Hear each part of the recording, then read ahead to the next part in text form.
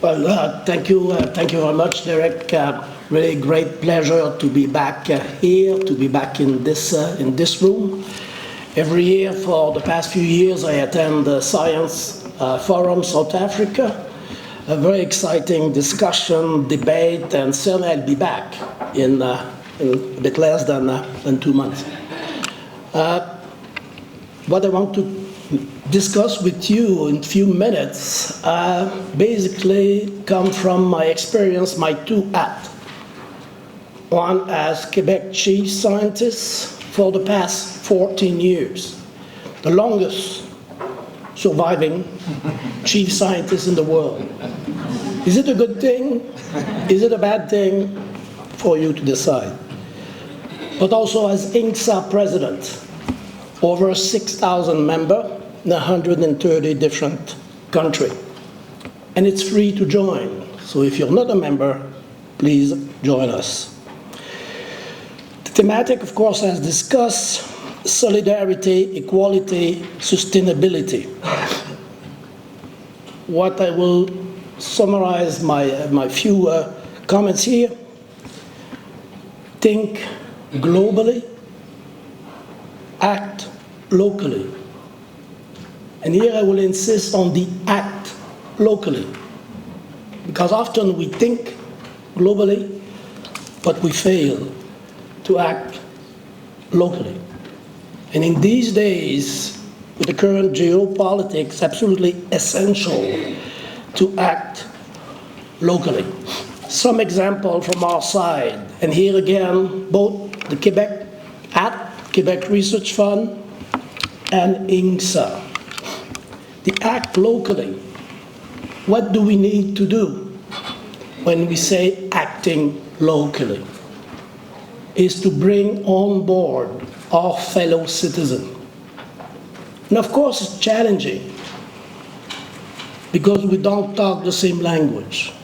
We don't have the same language. But what we are trying to do with my two apps is basically to ask citizens, one example, climate change. What does it mean for me, for my family, on my street, in Montreal, or in Pretoria? Make it very concrete, because otherwise the big report at the UN level, and INGSA is part of the UN system, as was mentioned earlier, is very important, but we need to make it concrete. So that's why we have developed a lot of capacity, still work to do, but we have developed quite a bit of capacity with what we call proximity government, with city government, with village. That's basically where the rubber hit the road. You could have very nice policy at the global or national level. It's often the mayor of a city that have to act. And there's the flooding, forest fire, all this type of challenge. So then how to bring on board local government with their citizens, because often the citizens are much closer to their local government. So we have started programs like INGSA, engaging the citizen. So any citizen, for example, in the province of Quebec, can make suggestions for us. We receive suggestions, most of them environment and health related. Then we put them on, connect them with scientists interested to work with them. Develop a research program, takes years, takes time, but we certainly need that, and then they become allies with us, science advisor and policymaker. I'll say a bit the same story at INGSA's level. And Richard, the next session, Richard Glover, will talk about INGSA, the chapter here in Africa. But at INGSA's level, it's also acting locally in the various regions of the world. In addition to that, we have developed a program of what we call scientists in residence at the local level. So we provide support for PhD holder at the end of PhD to go to work with a mayor in a city or to work in a village and provide advice, provide a bit more science at the very local level. So it's very, very important to do that, and that there you go from local to global. So we have now science in residence program at the level of cities, at the level of ministry and internationally in a Quebec office abroad, about 13 of them. INGSA. INGSA is a very bottom-up organization. I mentioned 6,000 members. It started here. It started in South Africa about 12 years ago. We have chapter in Africa, and as I said, Richard will give more information about the chapter in a minute. Chapter in Asia, chapter in Latin America, chapter in Europe, developing a chapter in North America, based focus on local government, and we are discussing about a chapter in the Middle East. So this is really building science capacity at the local level. And the science advice at the local level, the type of advice that you give need to be adapted to the local context. It was mentioned a few minutes ago. So we need to provide ways that training is relevant at the local level. And then we network these mentees all over chapters, especially in Africa, but also in Asia, and we want to do it globally.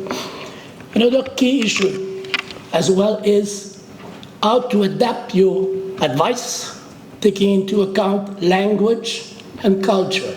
Often we fail to do that. And the chapter in Europe is focusing very much on that.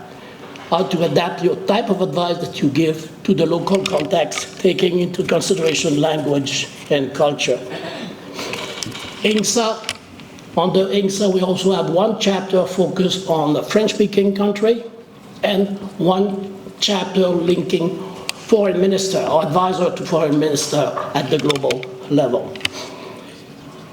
Finally, and it was mentioned by the colleague from UNESCO, science advice is one piece of the global context. What is absolutely essential these days is science diplomacy. How can science advice help and support science diplomacy? And again, I mentioned action. We are action-driven.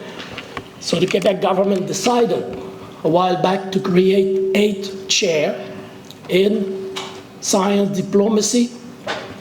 Last year at the meeting here, Science Forum South Africa, I announced that I was hoping that one of these chairs will have a partnership with South Africa. 2 weeks from now, I'll announce the result of the competition. It was peer-reviewed at the global level. As I said, we'll create 7 new chairs. 2 of them will have partnership with South Africa, 1 on sustainable agriculture, and 1 on indigenous knowledge applicable to science policy and science diplomacy.